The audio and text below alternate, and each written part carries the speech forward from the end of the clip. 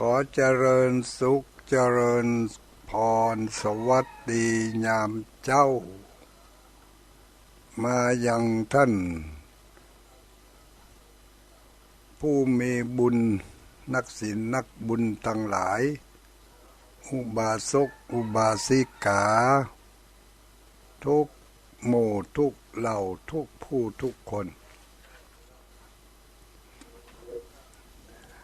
เจ้าวันนี้เป็นเจ้าของวันพฤหัสบดีเจ้าวันพฤหัสบดีวันที่1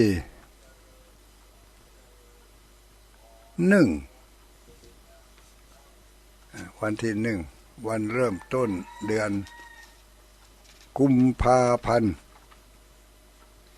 เริ่มต้นเดือนกุมภาพันธ์พุทธศักราช2567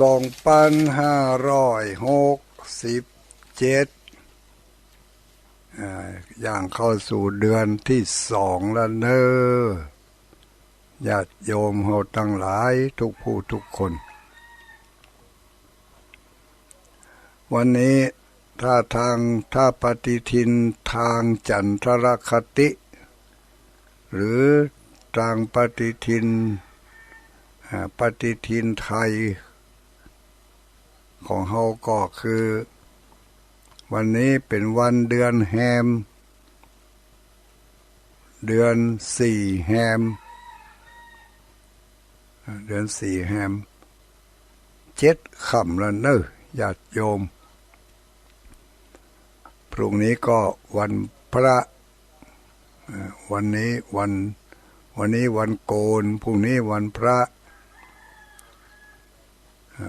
คนเมืองเขาว่าวันนี้เป็นวันดาวันแต่งวันดาพรุ่งนี้ก็เป็นวันพระวันศีลเดือน4แฮม8ค่ำวันพุ่งนะวันนี้ก็7ค่ำวันพฤหัสบดีแฮม7ค่ำเดือน4เหนือเดือน4เหนือ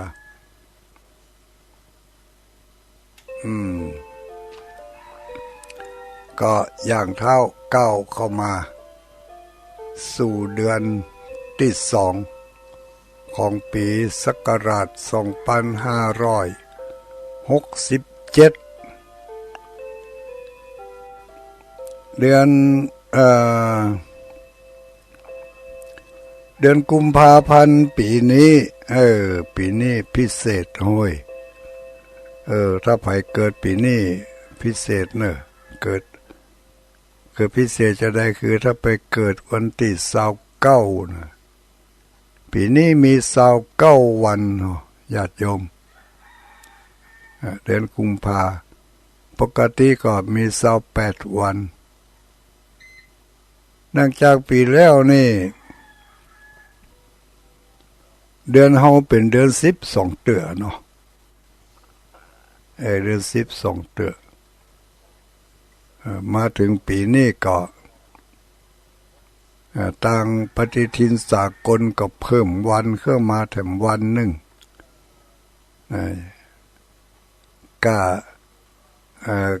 ก็ยาวของแต่ละเดือนนั่น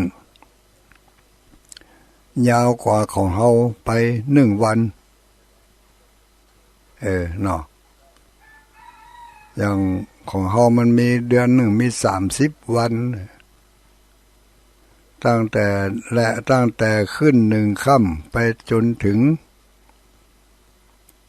แรม15ค่ำมี30วันเนาะ